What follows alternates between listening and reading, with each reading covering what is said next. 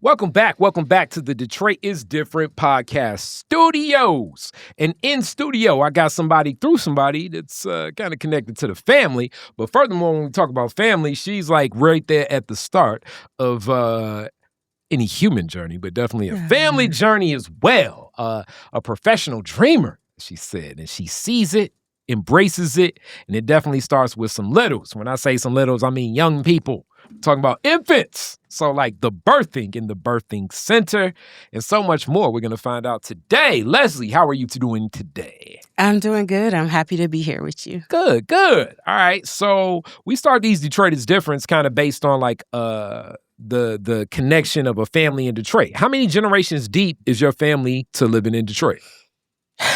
I would say probably I'm the only one in my family. Well, the generation that ventured out to the burbs is probably very small. Okay. So my grandmother's family is from Detroit, east side of Detroit, before that Mississippi. Okay. My dad's family, Saginaw actually. Okay. And Detroit, and before that Louisiana. Okay. So let's talk some Mississippi. You been down that way where your people's at? No. Okay. I've been to Louisiana, but I haven't been down to Mississippi. You've been to the boot, but not over to the sip. No. Not to the sip. All right, so let's go over to the boot. I'm a wayward child. I need to be more connected. So let's talk about the boot. Whereabouts in Louisiana is your people from? What's the field like? So I've spent time in Louisiana, in New Orleans.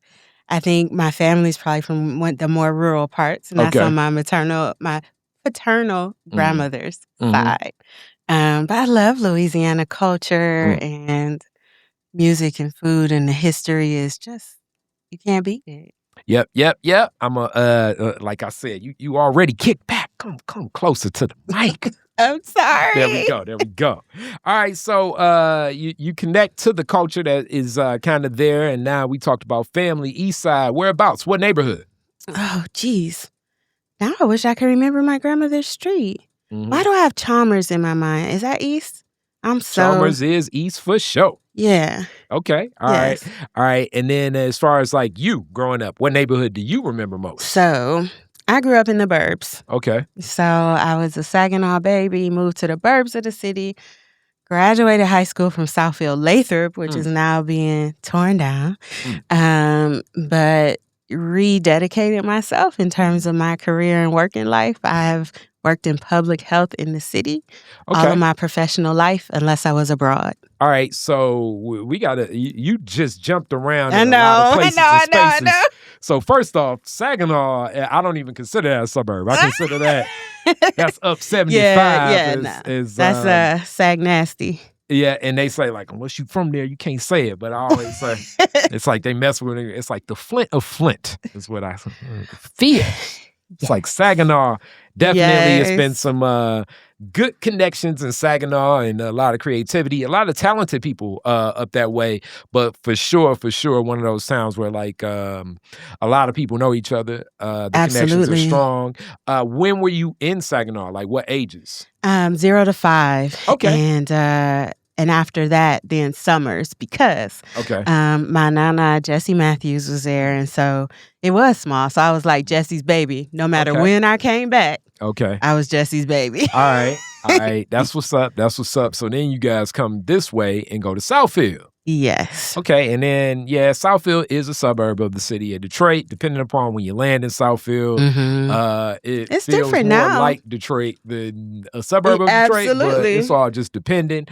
But everyone has different stories, connections with it. What part of Southfield did you stay? And then you mentioned Lathrop, which now, for longest, it was like 2 high schools in Southfield. And they were always Southfield like High, Southfield Lathrop. I was a Charger. Okay. So I stayed, I was in Southfield, but on the Lathrop Village side. And I spent high school there. So I moved around a lot, actually. I'm, a part of that Black family lineage where you move for work and you move for a better house and you move. So I went to middle school in Oak Park at Roosevelt, and I didn't go to Oak Park High School, even though that's where I wanted to go. You probably knew everybody over that way. to Southfield Lathrop because that is where we moved. But I'm glad to have graduated from there and built some lasting relationships. There we go. Yeah. All right. Lathrop, a lot of different stories have come from Lathrop and everything, and journeys.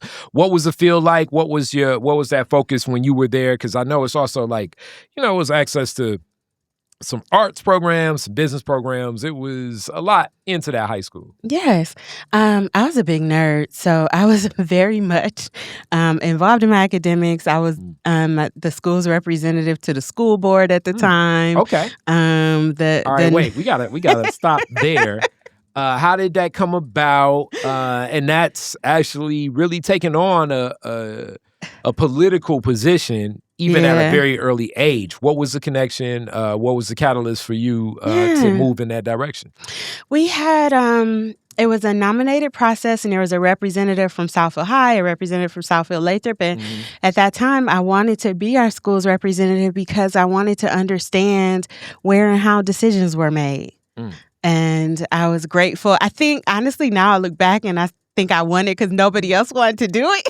But I'm grateful that I had that opportunity because I had the opportunity to see where decisions were made, to form relationships. Like at the time that I sat on the school board, Brenda Lawrence was on the school board, and she became, a leader and politician and congressperson. Absolutely. So it was a good learning experience for me. I think, yeah, and then also like parliamentary procedures, and then more so in that space, the thought process is that by having youth present, you can get perspective, feedback, and engaging. And when I speak to this, so first off, shout out to Angelique, Angelique over at Skillman.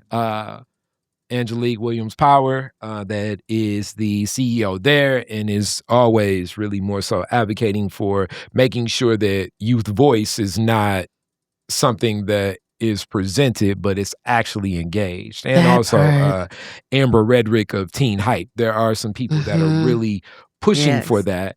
What did it feel like for you? How did you even go about, like, I guess, sharing on behalf of like teens or the students there at Southfield Lathrop, what was on their mind? How did you navigate that? I'm guessing.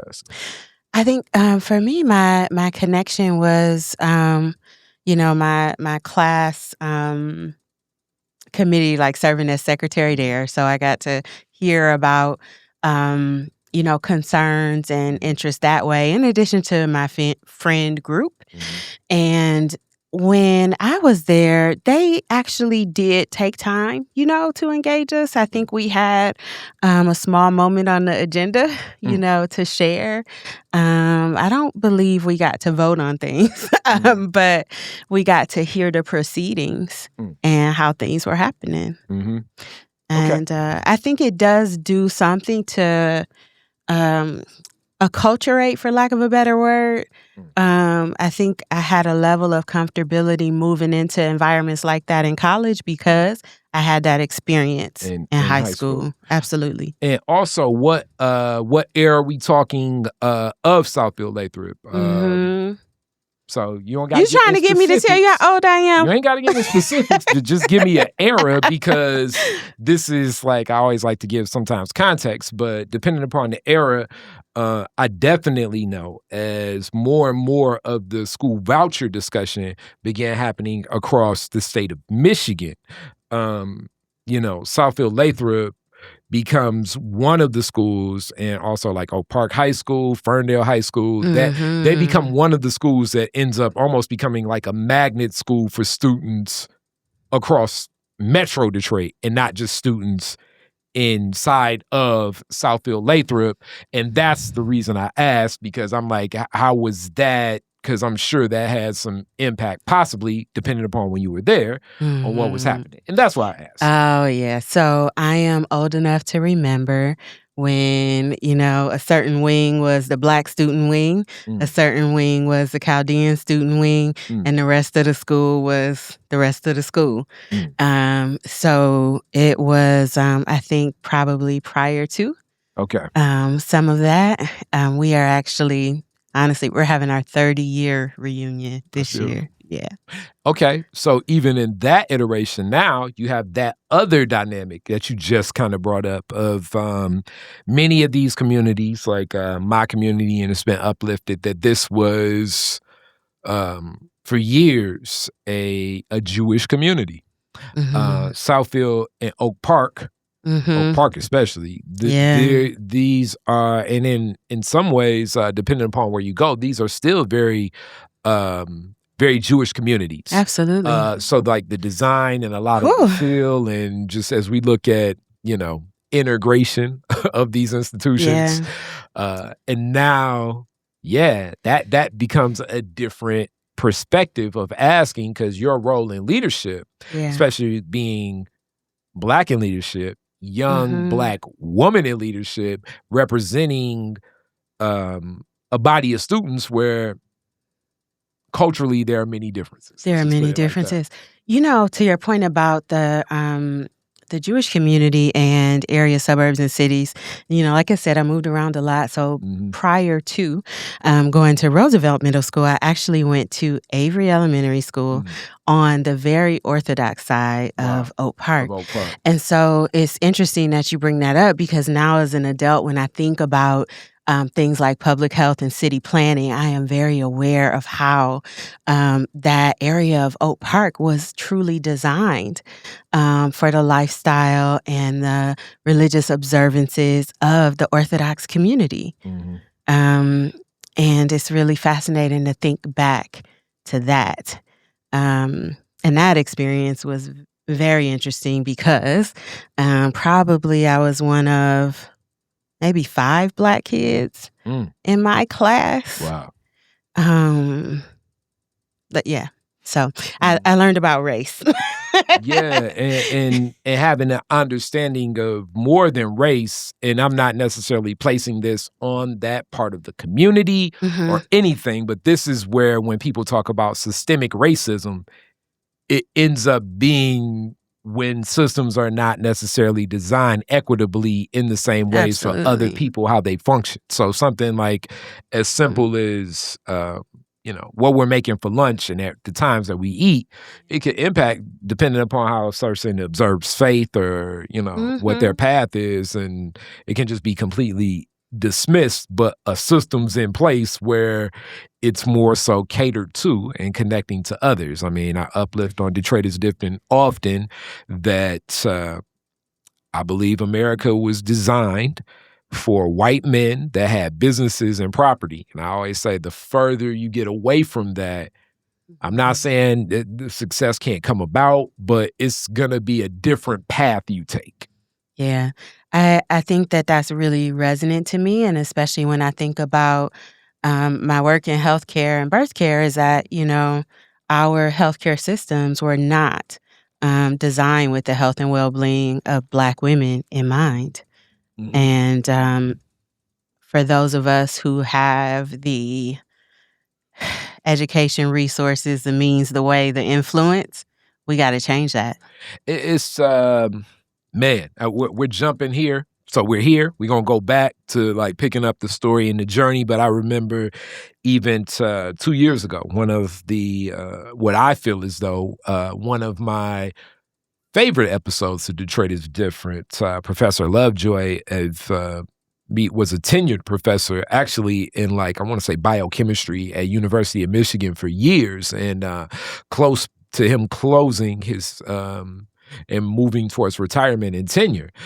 He said he was just in the office with 2 of the Black women professors that were there, and the Black women just speaking of looking at what it could be to connect more so,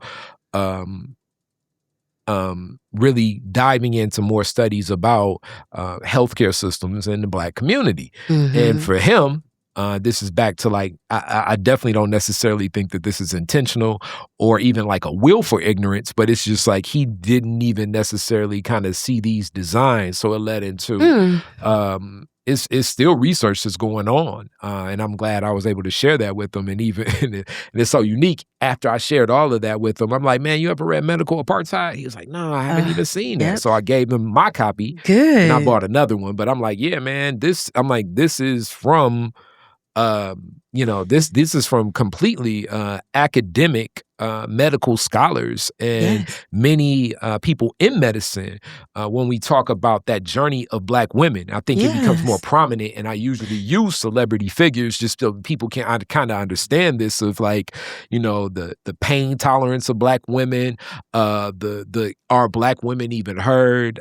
Definitely in the caretaking journey of women in my family, what I see in that connection, already some of the susceptibility of what's happening with Black families and Black bodies. The celebrity that I speak of is definitely, Serena Williams. I mean, arguably the greatest athlete of this generation, was she uplifted how she felt neglected in the way that she had her experiences in mothering her children. So it's like, damn, if Serena Williams is going through this, and I'm not necessarily saying that anybody should or whatever, but like, you know what I'm saying? If like, this is like the greatest athlete of our generation, Wimbledon, and you know what I'm saying? Like one of the greatest champions ever. And she's being dismissed for what she's saying, knowing clearly when it comes to body and having awareness of what's happening, where pain is and what should be recognized. Imagine what it's like for, a sister that, doesn't have that agency, doesn't have those experiences. That is the tip of the iceberg in terms of what Black women experience in our healthcare system, precisely for the reasons you named. She's visible and she's able to tell her story, and people have a reason to listen. And there are so many of us who do not get the opportunity to share our story, and to whom people don't have, quote unquote, a reason to listen. I mean, in reality, my birthing story is very much like that. I think I may have shared this on the air before, but I was born December 23rd, 1982. I want to say 11:20 p.m. My father, my mom, and my dad, and this is my grandma's home. My mom and my dad drop off my big sister Dara, that's a year and a half older than me, to my grandma's house, to this home. My dad drives my mother up to the emergency door. My mom walks into the hospital and she's like, I am in labor about to have my child. And the lady gave my mom some forms. She tried her best to kind of fill it out. She gave up, and she actually gave birth to me on the floor in the emergency center of Hutto Hospital, because nobody was believing that my mom was so close to me being born, because they're like, she's not whatever. She doesn't know her own body. She doesn't. Whatever emotional response that I guess that they were used to seeing. But that's my story. You know what I'm saying? So, and it's not uncommon. And sadly, there are others like it. Definitely. So many different stories in that same arc. So we'll definitely touch back. And like I say, but I want to uplift what you speak of is something that I would hope is becoming more prevalent in the work that you're doing, and just the awareness of people recognizing what's happening too. Yes. Before we move on, though, I want to add one book to your reading list if you haven't already read it. It's an older one, but Killing the Black Body. Have you read that? No, I have not. It specifically addresses reproductive health care in the United States and its impact on Black women, things like forced sterilization, about the history of gynecology as a science, and the impact of that on Black bodies. Is excellent. It's by a Black feminist author. Okay, I have not read that. Okay. I've definitely read into some of the histories of a lot of these sciences we hear now. So, Yeah. like, the roots of a lot of the sciences and some of the skeptibility that Black folks have about the medical profession, like, it comes from roots of things that make sense. Like, even The medical system has earned our mistrust. Yes. So it's like, like, I remember during COVID when they was like, the Tuskegee experiment, they didn't give it to them people. They just let them have it. And I'm like, okay, that's still not, like, that's, like, if we're having a justification of basically watching a person with the illness and seeing how they respond to it. They wanted to see the natural progression of syphilis if they did nothing. Yes. And that's a problem. I'm like, that's medical violence. Horrific. You know what I'm saying? And to me, this is just kind of my thought process, like I always say, of how our government usually does things. If it was a Tuskegee experiment, I only can assume it was a Gremlin experiment, a Southern experiment. Our government isn't usually the government that does things one time. It's like, you know what? Let's put this away. I mean, just, you know what I'm saying? Like, this is kind of what exists. But even when we think of the DNA of Henrietta Lacks and the packaging of that story, but just the way that it was looked at, yes. And as far as, obstetrics and gynecology, Marion Sims, his work is built on operations on Black Very women, much so. Black slaves without anesthesia. Very much so. There's now a monument to our experience built by a Black woman artist, this Anarcha Betsy Lucy. It's beautiful to go see. I actually have not visited yet, but I would add that to your list too. Where is it at? It is Alabama. Okay. All right. Definitely Alabama makes sense. But yeah, a lot of those studies and actually this is completely ties a whole lot to American history and all the institutions. So one of the first justifications to enslave our people was the thought process as though we're devoid of God and we don't have religion in our lives. And as more of the provinces, because this predates the United States of America, as our enslavement in this land predates the 1776, like the Declaration of the United States of America. So as some of the provinces provided Christianity into what was happening on their plantations, other justifications were needed. Part of these justifications kind of are really the foundations of a lot of the science of psychology and anthropology in that root. So I've talked about this before on Detroit is Different. Like that scene, and if anybody's watched the movie Django Unchained, where the Mr. Candy, the Leonardo DiCaprio's character, pulls out the brain and he's like, you look at this Negro brain and it's this. Like, this was biology, a root of a science that, like, it was extremely prevalent. It's a lot of its foundation go into many of the sciences that exist now that are very prevalent. But this is like the grounds of what justifies, because the thought process is, the Negroid is, our bodies are different. What we can deal with is different. Our pain tolerance, our minds, we can't make decisions. And these become the justifications of enslaving us as people. So as much as that's a scene in a movie, it was like exhaustive lectures across the world, Western world. So like, many places in Europe and, like I say, the provinces here from different colonies of Europe. I think some of the remnants of that still is, dehumanizing the creation of others, the idea that we are separate and apart and distinctly different innately, and that one of us is more human, quote unquote, than the other. The creation of others, and then the creation of scarcity, right, is the foundation of I would say all of the isms we have, right? Racism included, classism, sexism, the creation of others. And I think my work certainly centers on, how we care for ourselves in communities of color and how we create the care spaces and things that we need and deserve.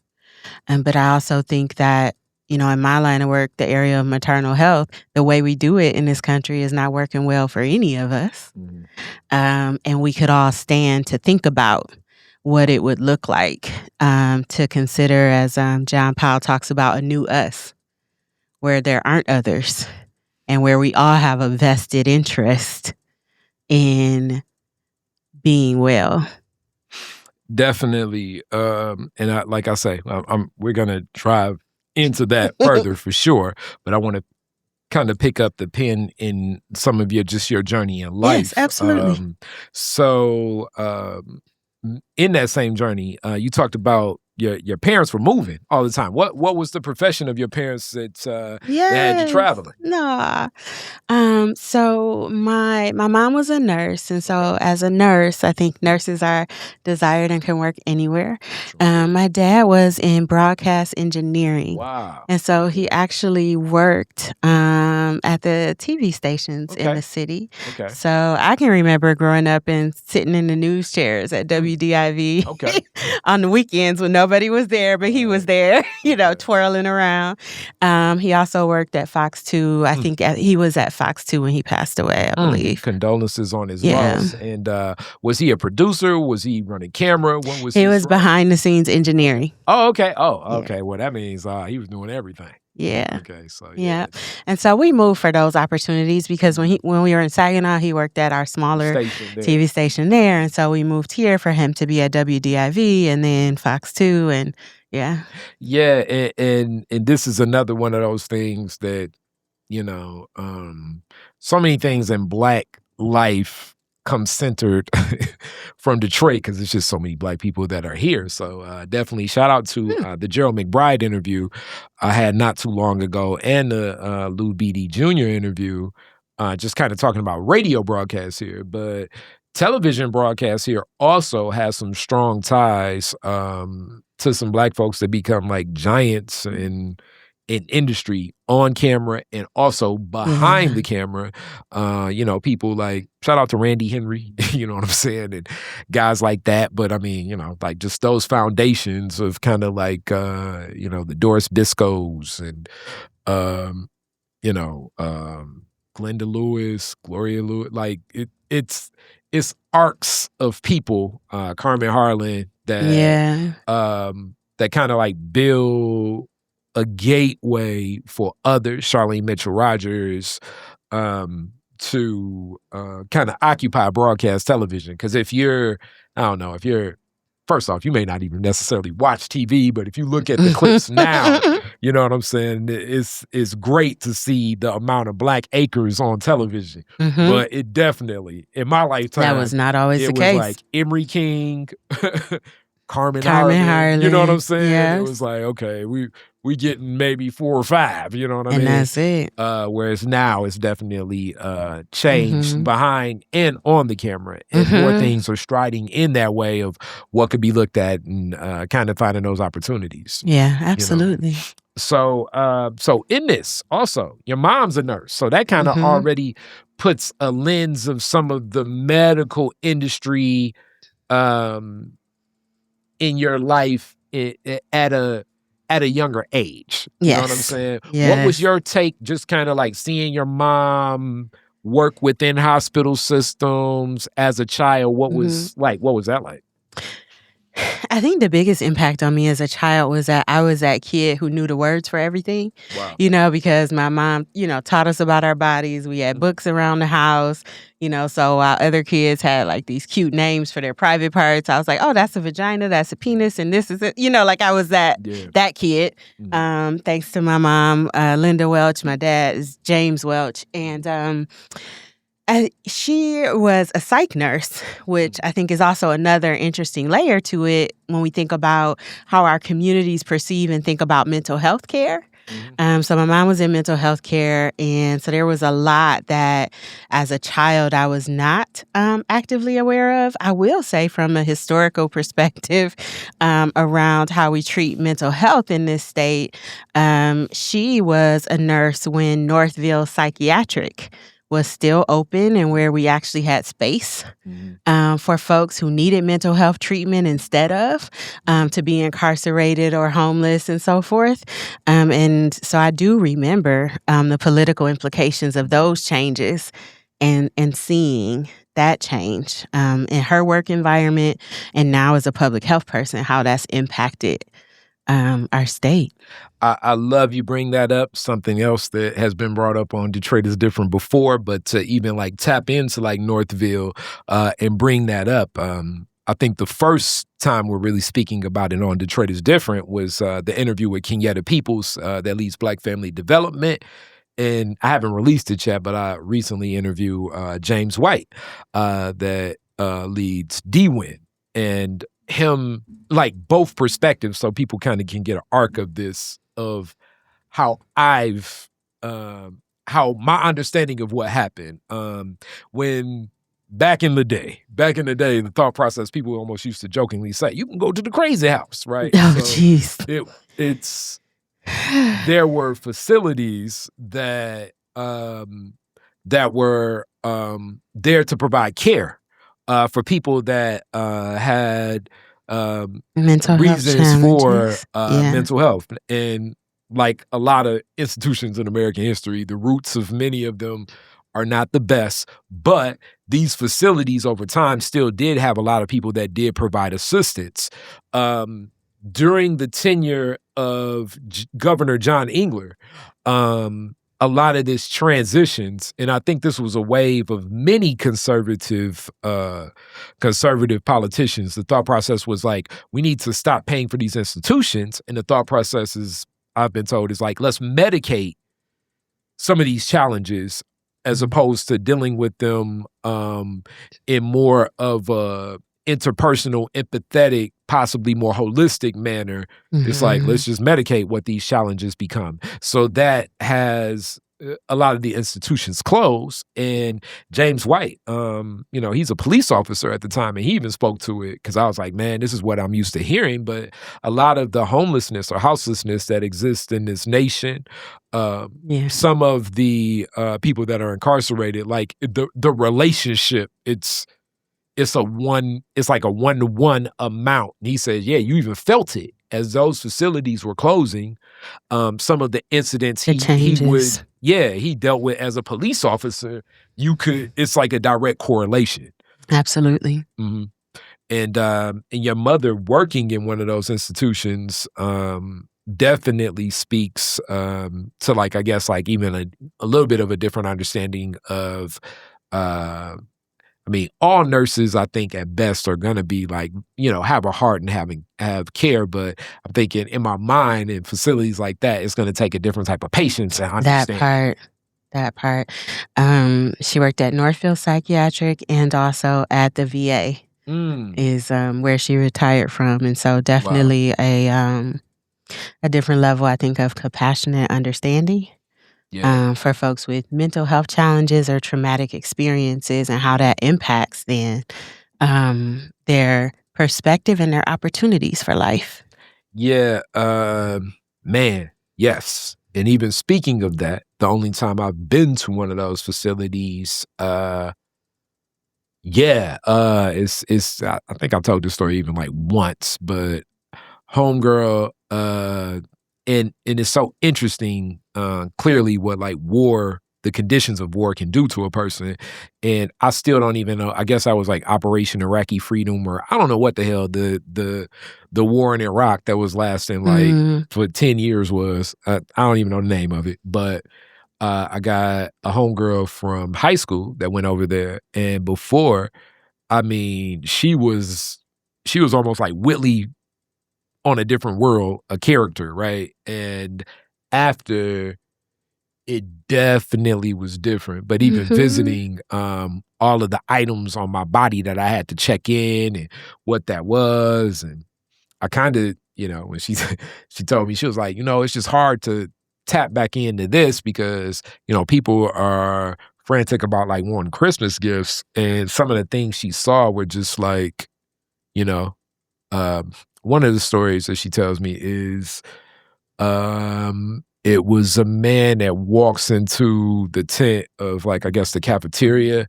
He had a grenade in his mouth, pulled the pin, and he hugged the guy that was like sitting across like the lunchroom table from him. And I was like, yep, I go through that. I'm not, you know what I'm saying? That's not, you know what I'm saying? It's going to be hard to even transition into a lot of how our, we function here. You know what I'm saying? Yeah. So many veterans have seen, experienced, done, and experienced things that just, it's weighing heavy. And that's why that relationship between a lot of the houseless population and veterans that have served is so 1-on-1. And even more so, while like all these goofy conflicts, it's like, what are we doing? But that's I would say it's a crisis of the human spirit. Yeah. I mean, I was in my prayer and meditation time this morning looking at, an article on Dr. Martin Luther King Jr.'s philosophy on love, right?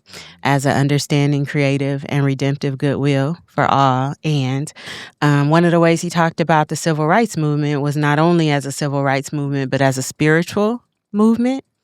And when I think about where we are today as a country, I mean, certainly my area is maternal health, but when we think about how we treat our veterans, when we think about our propensity and readiness to go to war, we are, I think, at a deficit for what it means to have a basic understanding, goodwill for one another, and to have empathy across difference. And if we had that, our world would look a lot different. And these crises that we seem to think are isolated or apart from one another, homelessness, our veteran services, our maternal health, our issues with health insurance, our hunger, our poverty, all of those things would be different if we actively chose to practice love and goodwill in every single decision we made as leaders. Yeah, I definitely, and you providing that prism of knowledge of which he only picked up and carried. Also, I believe in that, and I become a lot of people are like, man, you changing up. But I guess the older I get, I also don't have the same. I do think I'm not gonna say it's more good than bad, but I do often think that I think people's character, there's a lot of strength in people's character. The challenge becomes, I think there's a lot of willful ignorance and a lot of neglect that does exist that blocks some of where empathy can be present for others. And a lot of it, this is so interesting. A lot of it is like kind of the like, how do I look at it? Shout out to my homie Sterling Toes. We always talk about it. I call it like the VIP syndrome. So it's like, I want to be, because of what I've been through, I feel like I need to be in VIP, right? As like just the VIP club scenario, as I said before. The thing about VIP is I need people to be in the club to make VIP worth something. But the reality is if I go there and it's just more engaged where everybody's at, it only further connects me to others. So, I guess the fairy tale of this is like the emperor wears new clothes or something of this. Like, it takes a vulnerability to be within a collective and honor one another, because that vulnerability that you're risking is the thought process of you not being accepted.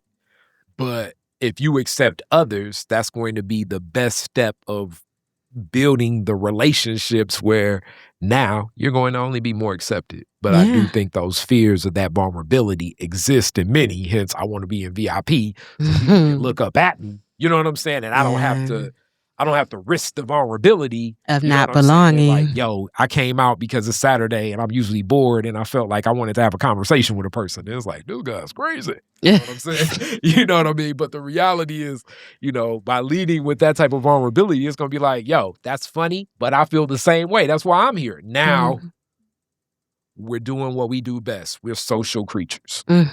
Absolutely. And we all have a basic and fundamental need to be loved and to belong. Yeah. And in that, now I'm going to kind of pick up further with your journey. After Southfield, Lathrop, where are you at? What's your thought process? You kind of got two different worlds of seeing what your mom does and what your dad does of like, okay, this is broadcast, my mom's in what's happening here with medicine. What's your thought process? I am a Wolverine 3 times over, so go blue. Okay. I went to Michigan in undergrad as a pre-medical student. Okay. I was in the honors program there. I started out studying microbiology. Wow. I finished my studies in women's and gender studies. I changed during the course of those 4 years from a pre-medical student to a pre-public health student, if you will. And that was because I had an experience of working. I was working in AIDS service at the time. So I had an experience of being a research assistant in pediatric HIV in Durban, South Africa in 1998. And so I spent 3 months there at what was then called King Edward Hospital. Now it's named differently for Nelson Mandela. But what I saw there was I saw that babies were dying every day of the same illnesses and complications that babies here in the U.S. who were exposed to HIV had. But here in the U.S., we had access to antiretroviral medications. And where I was at the time, they did not have access to those same medications.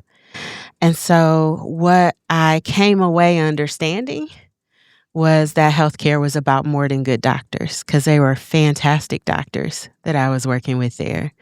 But that healthcare was about whose lives we value and how much, and that there was a business element to it that I wanted to understand. And so I changed my medical aspirations to, at that time, understand public health. I chose, when I went to public health school, I ended up choosing health behavioral health education and women's and reproductive health as my areas of focus, which, led me to work in local and state public health departments. But eventually I went back to Michigan for a degree in business, because I realized even working in public health, there was still something I didn't quite understand, and that was how the money moved and why. So I also went to Ross School of Business, and that was a cultural education as well as an academic one. I like to tell people I speak 3 languages. I understand feminism, I understand public health, and I understand business and a little bit of corporate culture. So it gives me, I think, a diverse set of tools in my toolbox to do the work that I do. Well, I definitely have more questions. I want to bring up something that I often uplift too, that during this time of your journey, your academic journey, higher education, so much shifts in this nation. When okay, and how I see the world a lot through sports and stuff. But when I was, when I was 8, 9, 10, love the Pistons, go Pistons. Almost every commercial you see watching television was car commercials, because the automotive industry and where it stood in America was huge. Like, it was a point in time where, if you wanted to be president of the United States, you was going to go to West Grand Boulevard and talk to whoever the CEO at General Motors was for a blessing. Wow. Like, for real. You know what I'm saying? This transitions to now where the medical industry is the leading industry in America. And it happened in many waves. And some of these waves, I think, deal with some of the war conflicts, some of these waves deal with political policies changing and shifting. But the reality is right now, and I'm fresh off this trip from Houston and other places, like when you usually travel to a place, one of the first things people will mention is like, oh, well, we got a top medical this, top medical that. I was alive in 1992. You wouldn't travel to another city and they'd be like, oh man, the medical clinic is amazing, because the way the industry function was different. And even like things like, I'm in my grandma's bedroom. Like, I remember this from Providence and just even in caretaking. And now Providence is part of like Henry Ford's health system and everything. But even that's still so different. But I remember my grandma, like in the 80s, like having a chest pain. She would, sometimes they keep her for like 4 days. The women in my family, when they would bear children back then, it would be like, yeah, we probably may have you here for a week. People I knew, it's very unfortunate people I know they get shot. But if the people I know that got shot in like the 80s, early 90s, you were probably there for 3 days. Now, it's completely different. The whole industry, where beds are at. I think COVID-19 kind of exposed the whole concept of like, yo, a lot of the money in this industry are, as what they say, elective surgeries. Now, some of it is hidden within like the whole concept of what you define as elective, but it creates so many different niches. And I know I'm going long, but I just like contextualizing things. Even the whole discussion of, shout out to Dr. Paul and Plum Health, but the whole reason it's like, man, it's so tough to find like a lot of Black PCP or like family doctors, because the thought process in medicine is like, look, you can make a lot of money if you get more specialized. So many. And it's not that way in every country. Different countries have different public health systems that are actually built to serve people. I'm speaking specifically about not just America. to make money. I know. I realize that, and I feel like, I had the chance to spend some time in Cuba, and people can have a lot of things to say about Cuba, but in terms of how they've structured their medical system, there are some things to be learned. But I think the key in this point more so is that the medical industry has become the largest business in America over the past 30 years. And I'm not saying like before it wasn't a key factor, but the thought process is like, yo, having a cancer center is way more lucrative than having stock in cars, bonds, gold, whatever other commodity. And in my lifetime, I think really over like the later 90s to now, it's turned so many things in the medical world into a commodity that I don't even necessarily know if people kind of understand, like even the systems and the checks and the balances until you're going through it. And it can be so overwhelming. Especially at like the time of like really what's going on. You just want to be healed. You're not even necessarily understanding a lot of the business stuff going on that I just remember from being a kid, like, oh, this thing has completely shifted. And definitely when you talk about other nations, they function differently. Yeah. Completely, because they haven't turned it into a commodity. Yeah. And really the commodity is saying basically like, look, how much money you got to live? Sadly. And this, it's like, and I'm just uplifting this because some of the realities of what's happening in the medical system today were just so different, even, during my lifetime of how things will function. And people think it's simplistic to say, but if we had a goodwill toward everyone, then healthcare would be a human right. Yeah. And things like Medicare for all would not be so far-fetched. Yeah, I mean, where we record, I post later, but like this is the days after Mexico moving for medical for all. But furthermore, it's like people I know doing what do they call it? Like they call it destination medical, like where they go to different countries. My homegirl was even just talking about like, yeah, I went to Mexico, did this, and this, and everything there was like they let you know what you need, what it's gonna be, gave you the menu and everything. And it's like here, it's a different arc. It's a different arc. So I'm speaking more so to this. You're in school as this industry is just growing. So I'm sure as you're in school, you're getting pitches for people that want you to join their system or be a part of it because you have these unique, the connection of a lot of your degrees, and you're in school with a lot of those people that are like kind of entering into this industry. As you're watching the medical business in America grow,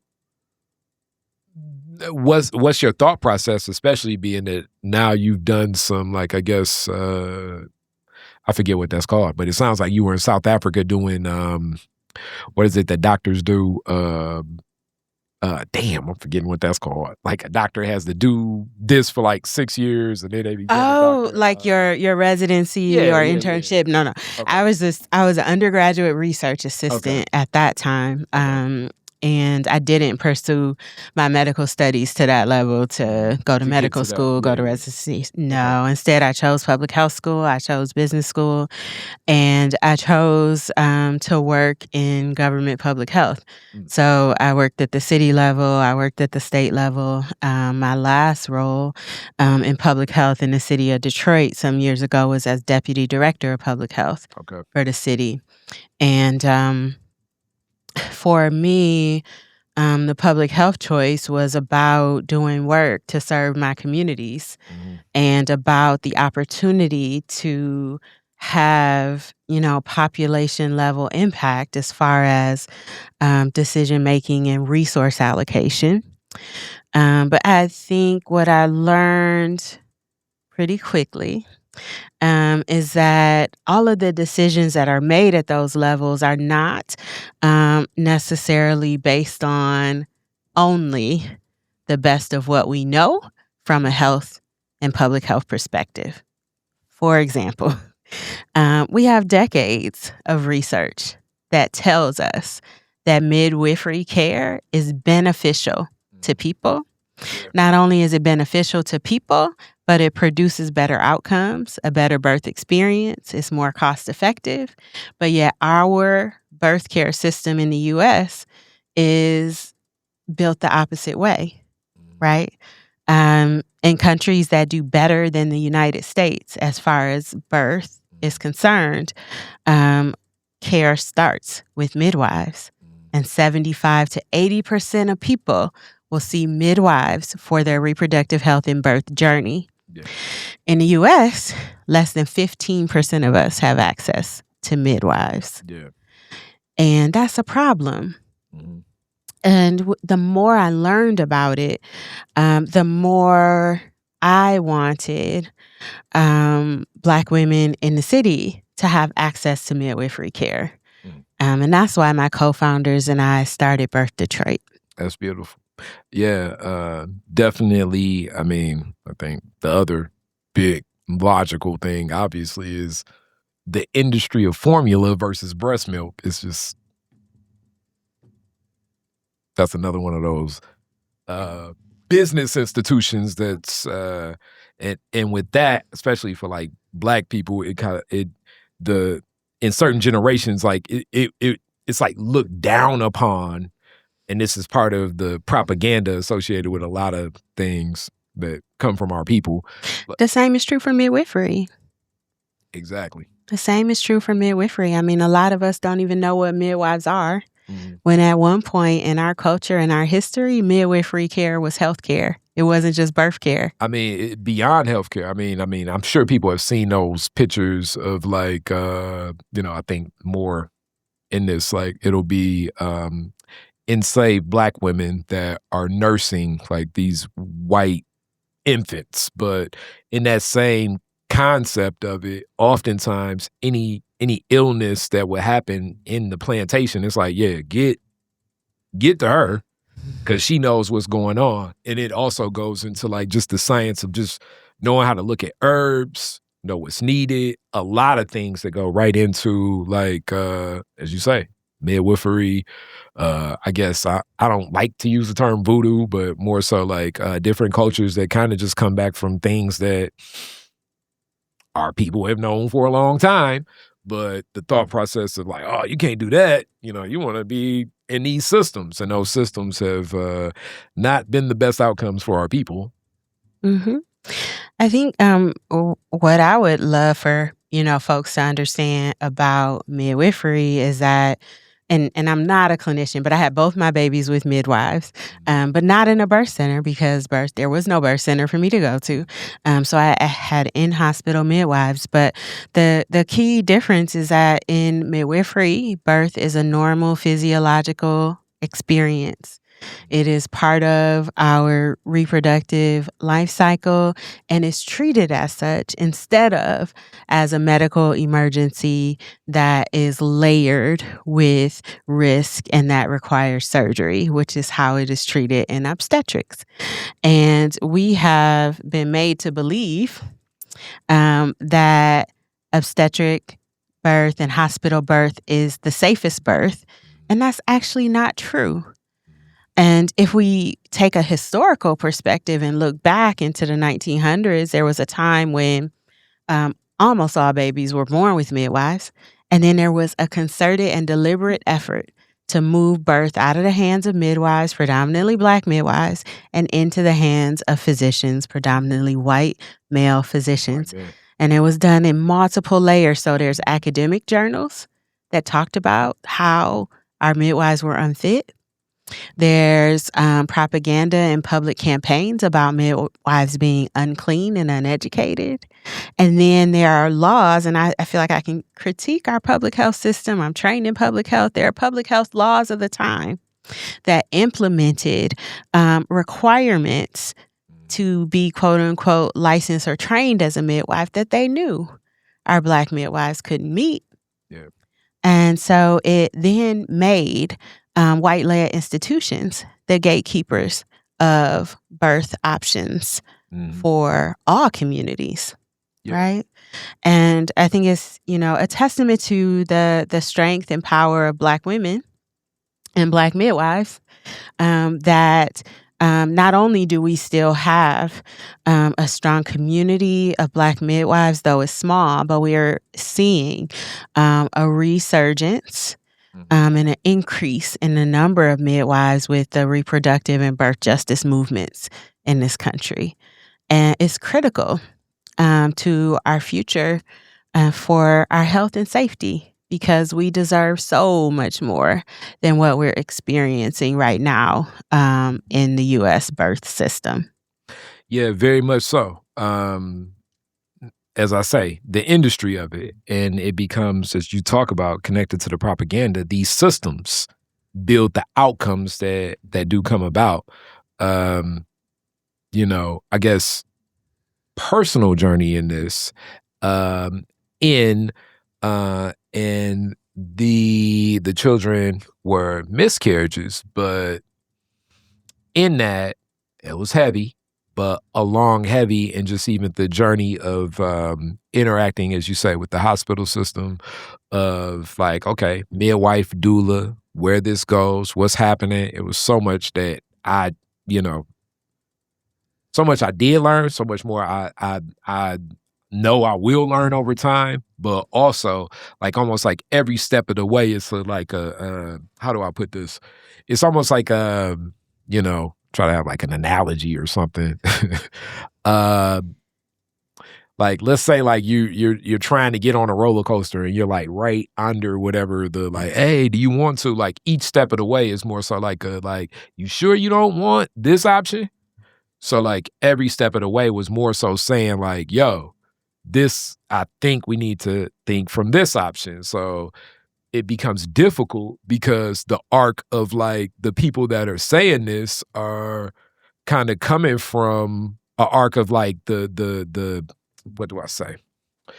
The institution itself sometimes presents part of what becomes systemic racism, because you're sitting in this space and where the design is and how it goes, and that builds something too. So that's more so what I'm speaking to. Mm-hmm. You mentioned an experience of miscarriage, and I'm sorry, I think we don't talk enough about that experience and what it means for us, or honor the experience of grieving the loss of a baby or a child at any stage. And we've also had that experience as well.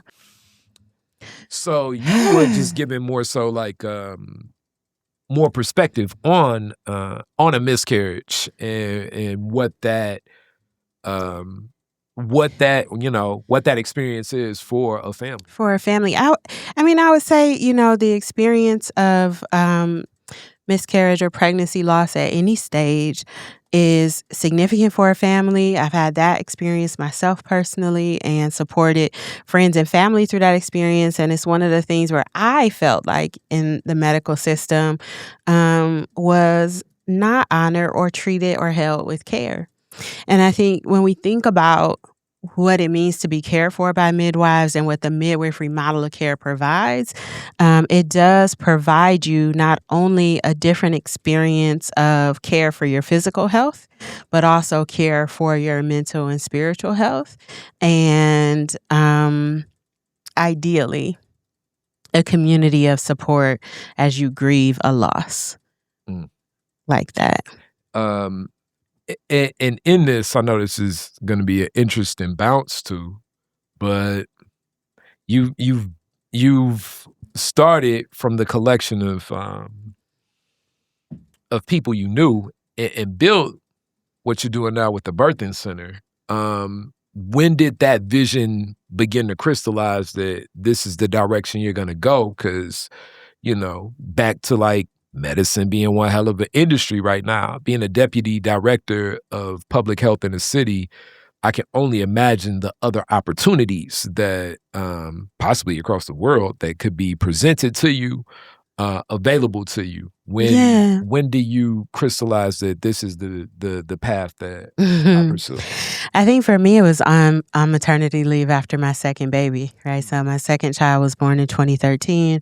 Thank you. I remember being on maternity leave in the dead of winter. And to your point about the business of birth, watching The Business of Being Born, which is a movie that Ricky Lake did at that time.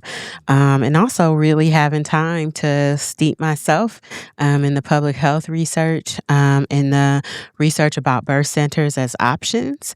And I then started to talk with folks around me about the vision of a birth center for the city. And that's how I met my co-founders, Charlie Snow, Nicole White, and Alondra Frard. Charlie and Nicole are midwives. Charlie is a certified nurse midwife and worked in the hospital systems. Nicole White is a certified professional midwife and did home birth. And Alon was a doula and health equity consultant. But we came together in 2018, sitting on the floor in Nicole's living room, envisioning what it would be like to provide an option for birth in the city where families were truly held, not only in, respect, but held with love and tenderness and safety. And in birth center equity, we call it cultural reverence, right? Where our culture is not sort of a side thing, but it's part and parcel of how we experience our lives and our pregnancy and our birth. Can you expand? Can you speak to how that is brought into the journey of that family in the process of what you all offer? Yeah. So I would say that the crux of it is that midwifery provides a level of family-centered and individualized care that is not always an option in our health systems. And so that means that a family is able to bring with them to their birth experience whatever traditions are important to them. And so I think it's dictated a lot by the family in terms of who's present at birth, whether there's music at birth or prayer at birth or certain rituals at birth.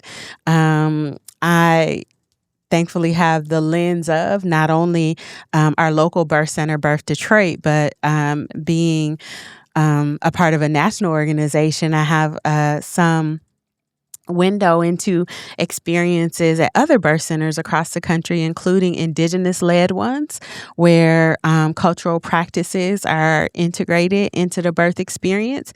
And I think the opportunity to do that really is one of the distinguishing factors when we talk about cultural reverence and care.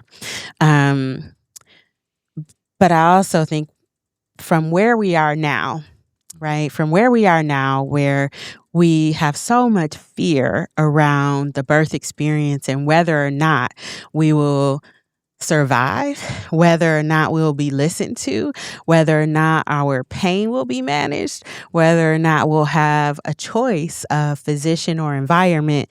We have a ton of work to do to get to what is really possible in terms of care. Because one of the things that we built Birth Detroit on is the premise that the spirit of care matters, that safety is the least of what we should expect. I think another thing that from my feeling of it, also in the mix of that, definitely for the mother, is almost like a level of guilt of not selecting, as you say, like, I guess the quote unquote, the institutional way. Like almost like all right, if you do this and anything goes wrong or da-da-da-da, like it's like a level of like, oh, I see what you're saying. Like guilt if you don't. We have a lot of education to do, actually. Because what's true is that midwifery care, wherever you get it, whether it's a hospital, a birth center, or home, you're less likely to have a baby that comes early. You're less likely to have a baby that's born too small. You're more likely to have success breastfeeding. You're more likely to say you had a good birth experience. You're more likely to have been an active decision maker in your own birth and to report feelings of autonomy and respect. And all of that, I mean, when we think about the cost to our whole healthcare system of midwifery care, all of that is more cost effective to our healthcare system. And so to put that in perspective, essentially what I'm saying is if we did birth differently in the U.S., if we started with midwives, which would require a lot of changes in our workforce and our financing and all the things, then we would have healthier mamas and birthing people and babies.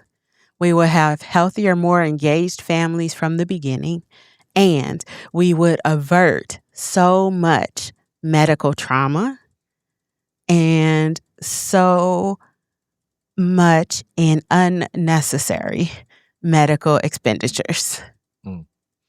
And we would have a culture in which, my hope is that because of this work, because of Birth Detroit in Detroit, because of, birth centers in other cities, because of Black Maternal Health Week led by Black Mamas Matter, and because of Beloved Birth 50 by 50, which is a 25-year initiative to increase access to midwifery care in the U.S., that decades from now, my great-great-grandchildren will experience an entirely different culture of birth than what we have right now in this country. Yeah, definitely. I think that in that journey, the number one thing when I think about the medical system that exists now, and when I think of putting on my business hat of where that institution challenges and pushes back on something that I think would be better for our community, is that makes things so much more equitable, because the people that you're going to be interacting with aren't going through these long, exhaustive systems that that don't have those traditions and those people connecting to it. Mm-hmm. Because the people that will lead that will be you. You and the sisters that came together to build what you all built. Another analogy, which is not this is definitely not at the level of what birthing stands in and what it stands in community, but definitely connecting with Black women was as we've hosted the My Natural Hair show for at least we did that 4 times. And it's so interesting of even what's said in that industry of well, are they licensed? Are they professional? What's not? And shout out to Mama Neff and so many others that I've met, yes. Baba Ari Shan and many legends that are in that. But it's always been a whole, is this, is that. But it's something because it's connected to our people. It's connected to our culture. It's natural. So it's not going to have this is something that's going to be within our community. So to make something like that more equitable, then and this is no offense to, I know a lot of sisters went through, I don't know, I guess what was that, Sally's or the different I guess cosmetic schools and things like that. But now you're taking it away from what this industry is and you're putting this in the hands of our community. And that definitely, it becomes something where systemically as things change, I do believe that those things can change. Clearly you're building what those institutions are, and in the travels that I connect, and it could be just the people that I see, I definitely see a lot of the families welcoming children are looking to doulas and midwives and having more natural experiences and being present in that, as opposed to just looking at, let me just go straight to my doctor and get all the information of what this process is.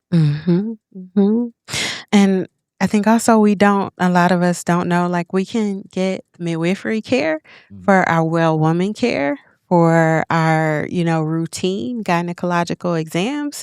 One of my colleagues says midwives provide care from period to period and beyond. And so there's a real opportunity to rethink how we take care of ourselves from the beginning, and how it would influence how we think about our bodies, how we think about our not only our physical capabilities, but our mental capabilities and our power that we inherently hold, to think about what it means to have a healthy reproductive life and to have a birth we feel empowered by. To so many of us, that is a privilege to think about, because we're worried about simply being safe and simply being heard. And those should no longer be things we have to want for. No matter where we're having our babies, we should be respected, we should be heard, and safety in birth should be a right for everybody. Definitely. With that being said, as we get closer to a close here, now I kind of got to just, ask you just from the life perspective, as you talk about just what you're doing, bringing dreams to life, the professional dreamer. What has it been like to pour in and create and birth this? What has it been like to shift in this journey for you? I have learned so much in this time. I think one of the most important lessons I've learned is that change happens in proportion to our courage and our tenacity. I need you to expand on that for sure. Yes. And that courage starts with honoring our vision. So one of the things that's true is that, there are those of us who we are here, right, to tell people or to bring forth what's possible. And when you know that about yourself and why you are where you are, had the life experiences you've had, then it means that people cannot tell you it's not possible, right? So Nelson Mandela, for example, I love South Africa, so I have a connection to South Africa and its history. And Nelson Mandela would always say it's only impossible until it's done. So when we were envisioning a birth center for Detroit and people told us, you can never have a birth center in the city. Nobody will pay for it. Nobody will come to it. Why would you do that? So all of those things, right? And if I had less clarity and if I had less courage, I would have been deterred. But instead, not only was there strength and power in that vision, I found my people. You always find your people who share your vision. And together, we were able to make that manifest, right? And I think, it's a function of faith. Right? It's a function of faith. It's a function of knowing that more is possible for us in our communities. It is also an exercise in not taking no for an answer. So we say we don't need to ask permission to save our own lives. We don't need to ask permission to do what our communities need. In fact, you put forward a vision, you put forward a plan, and the folks who want to be leaders in the forefront of that plan will make themselves known, and everybody else will come along later. And oh no, I was I'm definitely feeling where you're coming from, and as you give life to what you're sharing, the next question naturally becomes, as you're walking in that path and recognizing that, the courage to move in that way, what impact has that had, like, on the your friends, your family, the people around you, witnessing in that? More so, in my mind, I'm guessing that it only becomes more inspirational for them to, like, get active with the stuff. You know what I'm saying? I hope so. I hope so. I do think, sadly, I do think that leadership can be lonely sometimes. I do think that one of the things that I think is missing a lot in our world is the courage to go against the status quo. I think that one of my favorite poets, Lucille Clifton, she says, any stone can sing, right? So it's like anybody can lead, theoretically, but, like, do you have the courage to state your vision? Do you have the tenacity to pursue it, and even if people think it's not possible? People thought Martin Luther King Jr. was crazy. People thought, from my field in public health, the modern father of epidemiology, people thought he was crazy until he wasn't. And I think that there are those of us who are here to move things forward and to see change that will go on well beyond us, decades beyond us. And to walk in that space as a leader is really different. I think the saving grace is that as you state your vision and as you put it out there, your helpers do find you. The people who say, hey, I see it too, let's work toward it together. And so I think it's just part and parcel of the journey. And thankfully, I have a beautifully supportive spouse. I have a handful of very dear friends who have, walked this journey with me. It does mean that it does mean that you learn also who your people aren't. And that's probably the most heartbreaking process of all of it. But it's part of the journey. Okay. So the natural, I guess more common interview question would be, if a person wants to connect, if they want to find out more, where do they go? So if you're interested in Birth Detroit, go to birthdetroit.com. If you are a mama out there thinking about having a baby, or if you're thinking about where you're going to get your next GYN exam, birthdetroit.com. You can make an appointment there. If you want to support the work, please donate. Birth Detroit is a nonprofit birth center, and we're nonprofit because we are here to serve the community. And we will be launching a capital campaign to finish building out our care campus in the next several years. So I hope to, be able to talk about that again very soon.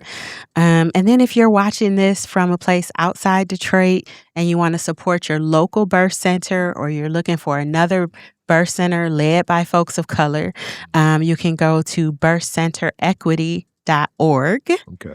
And find a list of birth centers led by folks of color across the country. And lastly, Beloved Birth 50 by 50 is a 25-year initiative I spoke about to increase access to midwifery care in the U.S. And folks can learn more about that at belovedbirth50by50.org. Or you can always follow me on social media. I love Instagram. Okay. And find out about all the things at one time. Okay, what's your IG? You shared that. Like, how do I find my you? IG is just my name, which has a whole bunch of extra letters, but it's Leseliey, and that is me on all the social channels. All right, because they're gonna be like, all right, woman with amazing afro, that's red, intelligent glasses. Oh, thank you. How do I find them? Thank you. Thank you for having me here with you. Thank you. I really appreciate the opportunity. Oh, all love, all love.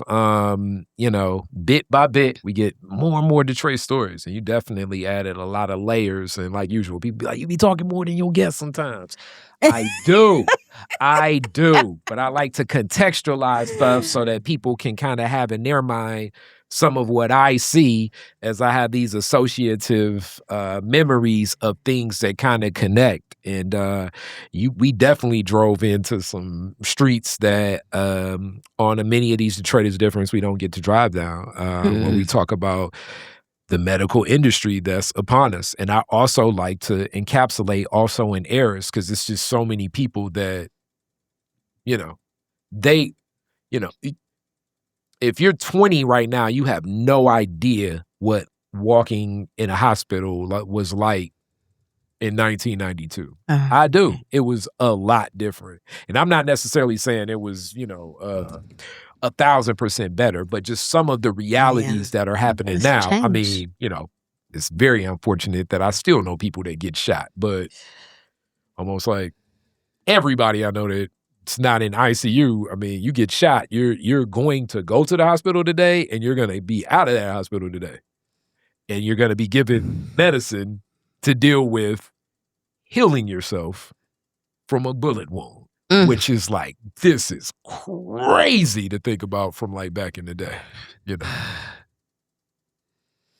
which kind of goes into like the medicating of of treatment versus the on-site treatment, which kind of goes into the value of the bed. And I mean, you guys can like Google this stuff, but I think it's like different valuations made of like,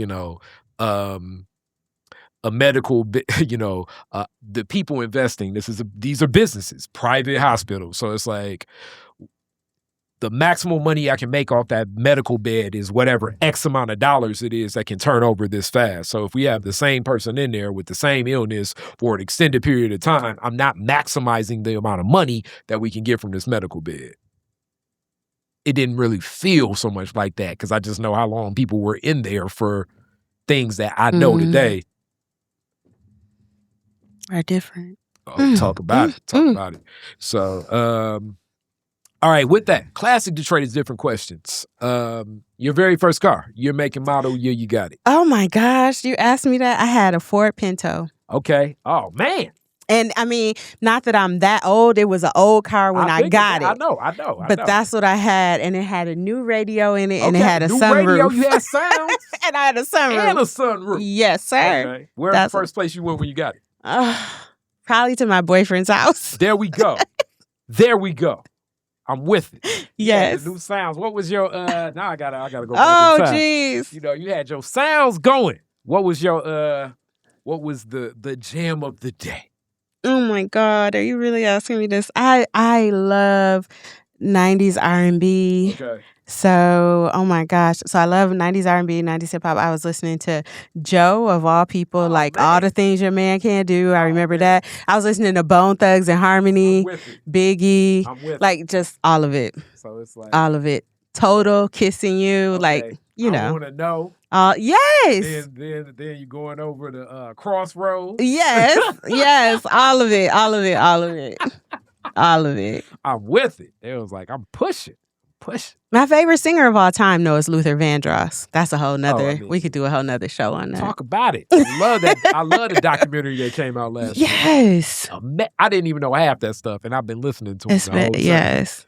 You know, that's the soundtrack of my childhood. He was my dad's favorite. Oh, my mom loved Luther. My dad, it's so funny. My dad just had a whole different vibe of music. You know what I'm saying? But loved his taste too. I was playing some Sly and the Family Stone yesterday. All right. And on that, this is another music question. You're the DJ at the end of the fireworks. Woodward and Jefferson. You get to play 2 songs. What songs you playing? If I'm being selfish, I love "Love on Top" by Beyonce. Okay, that's a good festive song. What else? Oh, and I really like Kendrick Lamar. Okay, They Not Like Us. Okay, so you're gonna fill the room with a lot of bright energy, and then it's gonna go straight. Maybe I would reverse them. I would reverse them. Yeah, it's like, man, nobody's leaving. Eclectic music taste, I guess. I'm with it. Last question. You could rename Woodward after one Detroiter. Who'd it be and why? Probably Ruth Ellis is near and dear to my heart as a Black queer woman. So that's the first person that came to mind. There we go. Definitely. Played hella role in a lot of stuff in Detroit. So yeah, and that has not been uplifted. So shout out to Ruth Ellis. Don't get enough stories. That part. But for sure. You know what I'm saying? There's some Detroiters that love that. Yeah. So thank you so much. Thank you so much. Thank you. I enjoyed you. For sure. Peace. Detroit is different. Detroit is different.